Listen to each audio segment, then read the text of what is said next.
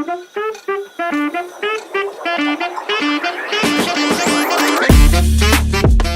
Krishna, welcome to your channel the way of love. इस video में मैं सीयूटी पीजी एलएलएम का प्रिपरेशन स्ट्रेटेजी शेयर करने वाली हूँ कि बीए एलएलबी या फिर जो भी हमारा 5 साल वाला कोर्स है या 3 साल वाला एलएलबी की कॉलेज टाइम में आप लोग कैसे सीयूटी पीजी जो एलएलएम उसका प्रिपरेशन कर सकते हैं। This is how I give my exam. तो मैं अपने एक्सपीरियंस साथ ही में अपने फ्रेंड्स का भी एक्सपीरियंस शेयर करूंगी। मतलब वो नहीं बोलेंगे, I speak on their behalf, जो भी आपको क्लिक करे, because different types of students are there. तो कोई भी एग्जाम करने से पहले, any exam you're giving, law exam में वही कुछ गिने चुने सब्जेक्ट्स आते हैं, कॉन्स्टिट्यूशन हो गया, क्रिमिनल लॉ हो जाएगा, कॉन्ट्रैक्ट हो गया, ये कुछ गिने चुने सब्जेक्ट्स होते हैं जो कि होते ही होते हैं। लेकिन हर एग्जाम की रिक्वायरमेंट अलग होती है। तो पहले आप क्या करिए, सिलेबस खोलिए, सिलेबस देखिए कि कौन कौन से सब्जेक्ट पूछे जा रहे हैं, कौन कौन से सब्जेक्ट आपको आते हैं और कौन कौन से सब्जेक्ट आपको पढ़ने हैं। This is the first thing which you have to do. Second चीज, अब आपको पता चल गया कि आपको ये सब्जेक्ट आते हैं, ये सब्जेक्ट नहीं आते। दूसरी चीज, आपको क्वेश्चन पेपर को एनालाइज करना है, क्योंकि जैसे मैंने आपको बताया कि आप उस सब्जेक्ट को उसी एंगल से पढ़ पाएंगे। समझ आया? मतलब एक सब्जेक्ट कितना ज्यादा वास्ट है, बहुत वास्ट है। कॉन्स्टिट्यूशन हो गया, कॉन्ट्रैक्ट हो गया, इतना वास्ट है, टाइम बहुत कम रहता है, इतने कम समय वाले पॉसिबल नहीं है।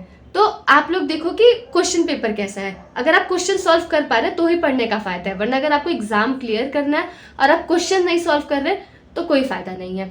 तो सिर्फ सब्जेक्ट आने से मतलब नहीं है, आप ये चेक करिए कि आप उसके क्वेश्चंस को सॉल्व कर पा रहे हैं। और मैं ये भी चीज़ रिकमेंड करूंगी, जब आप लास्ट सेमेस्टर में आ चुके हैं तो आपको हर एक सब्जेक्ट का बेसिक आइडिया होगा, डेफिनेटली होगा।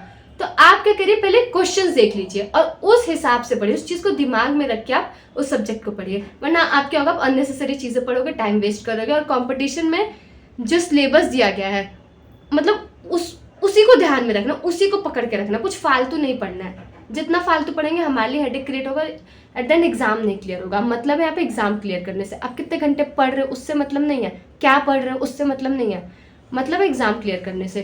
तो क्वेश्चंस को एनालाइज करो, देखो कौन से सब्जेक्ट ज़्यादा पूछे जा रहे हैं। तो जब एक बार आपने सिलेबस और क्वेश्चन पेपर को एनालाइज कर लिया तो आपको कुछ चीज़ें सामने आ जाएंगी। क्या चीज़ सामने आएगी कि आपको कौन कौन सा सब्जेक्ट आता है, कौन कौन सा नहीं आता है।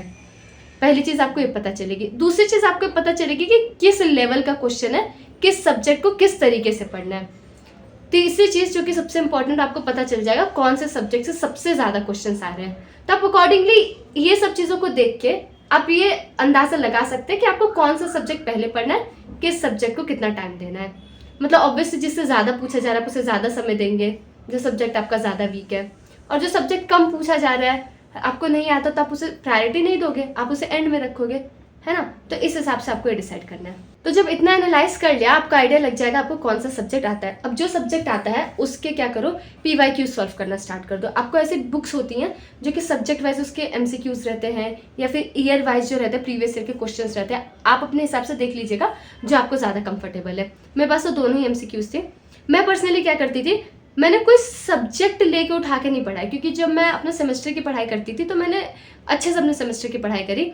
तो मैंने सिर्फ MCQs ही सॉल्व किए थे। मेरी स्ट्रेटेजी ये थी, मैंने ज़्यादा से ज़्यादा MCQs सॉल्व किए। और मैं क्या करती थी, MCQs सॉल्व करते हुए मुझे लगता था मुझे कंसेप्ट नहीं आता तो मैं उसे पढ़ लेती थी, और उससे रिलेटेड कुछ रहता था तो मैं उसको पढ़ती थी। वरना ऐसे नहीं था कि मैंने अलग से शुरुआत से उठा के मैंने जूरिस्प्रूडेंस पढ़ा हो या पब्लिक इंटरनेशनल पढ़ा हो, नहीं, मैंने ऐसा कुछ नहीं किया था। और जब बहुत कम मंथ्स रह जाए, जैसे सपोज 3-4 महीने या कुछ ऐसे रह जाए, तब तो मैं आपको रिकमेंड करूँगी कि आप बुक भी मत पढ़ो, नोट्स भी मत पढ़ो, मेरे हिसाब से आप यूट्यूब वीडियोस देखो। लेकिन आप ऐसे अगर इंसान है जिसको मतलब जिसको बुक्स वगैरह ज़्यादा पढ़ना पसंद है तो आप नोट्स देख सकते हैं, बट यूट्यूब वीडियोस से आप थोड़ा ज़्यादा रिटेन कर पाएंगे। तो जो भी थोड़ा आपको लगे ठीक ठाक ऑथेंटिक लगे, आप उससे अपना मतलब वीडियोस को देखिए और क्वेश्चंस को सॉल्व करिए। बहुत सारे चैनल्स हैं जो कि डेडिकेटेड इस कोर्स के लिए अपना सब्जेक्ट को कवर करते हैं। सो वो आपका काम है, आप रिसर्च करें, आपको जो समझ आता है। अब आप क्या करिए, साथ के साथ क्वेश्चंस लगाते रहिए। अब MCQ कैसे लगाना है, अब आप सोचोगे कि ठीक है मैं कॉलेज से आ गई, वैसे लास्ट सेमेस्टर में कभी कॉलेज जाना होता है, बट स्टिल अगर आपको कॉलेज जाना है तो आप सोचोगे कि अब मैं आ गई, मैं आराम से बैठूंगी। नहीं, don't do like this.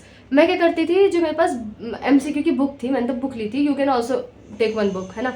Book लो और क्या करो कि उसको अपने साथ कॉलेज ले जाओ, रास्ते में आओ तो क्या करो ना, कॉलेज में खोल लो, जब कोई टीचर ना हो ना तो उस बुक को खोलो और MCQs लगाते रहो। एक आइडिया लेते रहो, रेंडमली कोई सा भी एमसीक्यू लगाओ। ऐसे नहीं है कि इसी सब्जेक्ट का करोगे, ये करोगे, जब टाइम मिल रहा है एमसीक्यू सॉल्व करते जाओ। जो आपको कंसेप्ट लग रहा है नहीं आता, उसी टाइम रिवाइज करो। ये नहीं कि लिस्ट बनाओ कि मैं इसे पढ़ूंगा उससे पढ़ूंगा, नहीं।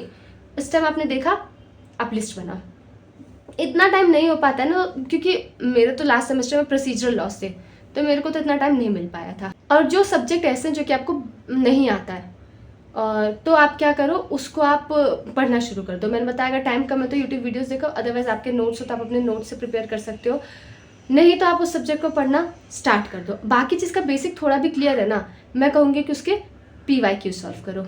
ये तो था कि अगर आपको थोड़ा बहुत चीज़ों का आइडिया, मतलब बीच वाली पोजीशन में। लेकिन अगर क्या कहते हैं कि आपके बेसिक सारे सब्जेक्ट्स के क्लियर हैं, मैं ये नहीं कहूँगी 100%, क्योंकि 100% तो कभी भी नहीं होता है, किसी का भी नहीं होता है, लेकिन फिर भी लगभग आपको एक आइडिया है कि हाँ इस सब्जेक्ट में ये है वो है, तब मैं आपसे कहूँगी कि आप जो है कंसेप्ट रिवाइज मत करिए, आप PYQ ज़्यादा देखिए। उस PYQ के थ्रू आप क्या करिए, कंसेप्ट को रिवाइज करिए, ये करना है। अब तीसरा जो कैटेगरी है, उस स्टूडेंट का जो कि जिनको कुछ भी नहीं पता और कॉलेज टाइम में दे वांट टू प्रिपेयर, तो मैं आप लोगों से क्या कहूँगी कि आप लोग एक बारी क्वेश्चन पेपर को देखिए, या फिर बहुत सारी वीडियोस भी होती है, वो लोग एनालाइज करते हैं और आपको बताते हैं कि कौन से सब्जेक्ट से ज़्यादा क्वेश्चंस आते हैं।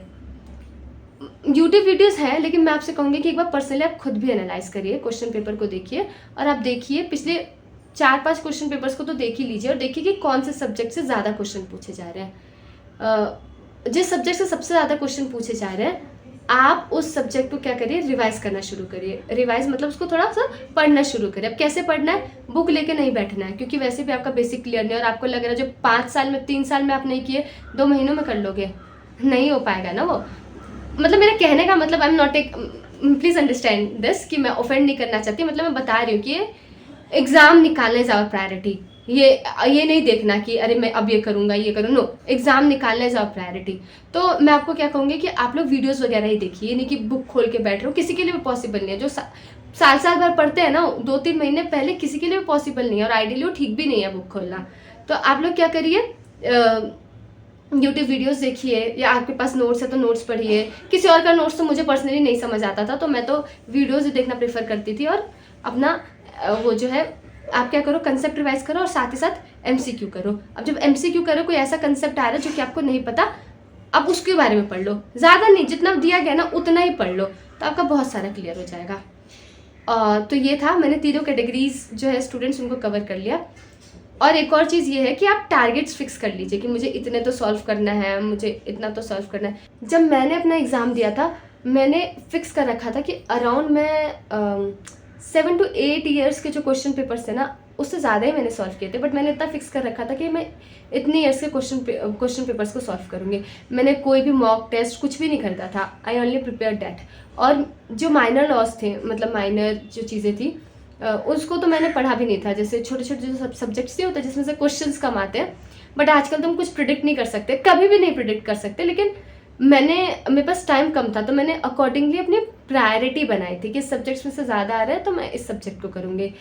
मतलब I totally agree with you, it's very difficult कि हम टाइम मैनेज कर सकें। कॉलेज जा रहे हैं, कॉलेज का एग्ज़ाम देना है, और बहुत सारी चीज़ें होती हैं। मेरे टाइम में तो ये भी था कि बच्चे जुडिशरी की प्रिपरेशन कर रहे थे, बट अभी तो मुझे लगता है कि 3 ईयर वाला प्रैक्टिस वाला रूल आ चुका है, तो थोड़ा रिलीफ होगा इस साइड से। तो आप लोग क्या करिए, सॉल्व करिए। की है कि आप ज़्यादा से ज़्यादा ना PYQ सॉल्व करिए, और जो सिलेबस है उससे रिस्ट्रिक्टेड रहिए, उससे ज़्यादा कुछ मत करिए। One of my friend, he got a very good score, तो मैंने पूछा था कि how do got this score, तो what he told me, he said me कि मुझसे इतना तो नहीं पढ़ा जाता है। मैंने क्या किया कि जितना भी मतलब सिलेबस था, एक एक टॉपिक का, मैं सिलेबस का जो एक एक टॉपिक है ना, मैंने उसे उठाया, मैंने उसका यूट्यूब पे वीडियो देखा और उसके मैंने नोट्स बनाए। और मैंने क्या किया कि जो PYQs थे वो उस सब्जेक्ट्स के, मतलब सब्जेक्ट वाइज में PYQs लगाता गया, उसमें जो कंसेप्ट है मैंने उसके नोट्स बनाए, मैंने उससे रिवाइज़ किया।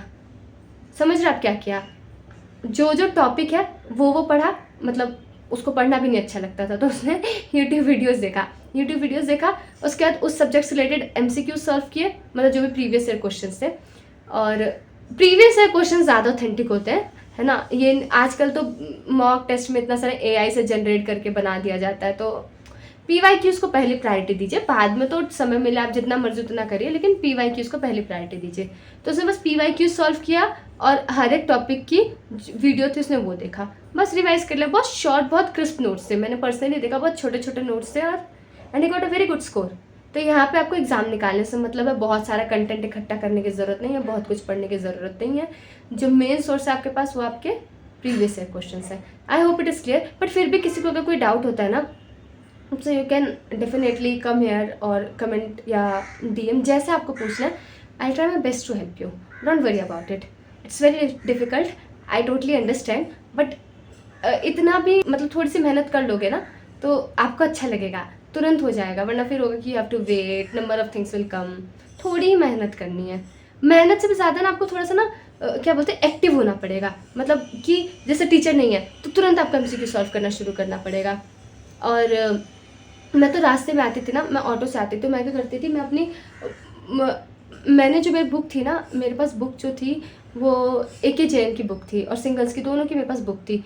तो मैंने उसमें से पता क्या क्या था, जो PYQ वाला पार्ट था ना, मैंने उसे अपने बुक में से आई हैव टीयर्ड इट, क्योंकि इतनी मोटी बुक हर जगह ले जाना पॉसिबल भी नहीं होता, या फोटोकॉपी जैसा आपको ठीक लगे जो आपको कराना है। मैंने क्या किया था, उसमें से निकाल लिया था उन पेजेस को, और रास्ते में जाती थी मैं उसका PYQ सॉल्व करते हुए जाती थी। और क्या करती थी, मैं टॉपिक ढूंढ लेती थी, जो मुझे नहीं आता था ना मैं ढूंढ लेती थी। मैं ऑप्शन देखती थी, मुझे लगता था अच्छा, मैं ऑप्शन से भी चीज़ें टॉपिक्स को पढ़ लेती थी। अच्छा देखती थी ये ऑप्शन है, ओ तो ये कौन सा केस लॉ है, सपोज कोई क्वेश्चन है कि बताए कौन से केस लॉ में ये कहा गया, तो 4 ऑप्शंस होते थे, तो बचे हुए जो 3 केस लॉज होते थे ना, मैं उसको भी पढ़ती थी, देखती थी कि क्या है। और ऐसा आप देखना क्वेश्चन पेपर में कि जो केस लॉ लिखा गया ना बाद में पूछे गए, ऐसा कई कई बार हुआ है।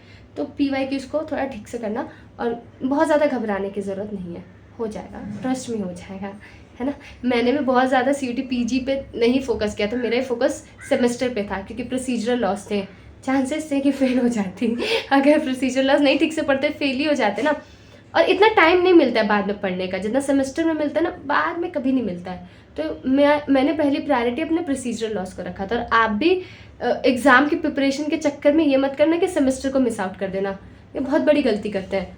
आप अपना सेमेस्टर बैलेंस बना के चलना, सेमेस्टर बहुत इंपॉर्टेंट है। आपको लग रहा है ना कि इंपॉर्टेंट नहीं, बैक लग गई ना गलती से तो इसका करने का कोई फ़ायदा नहीं होगा।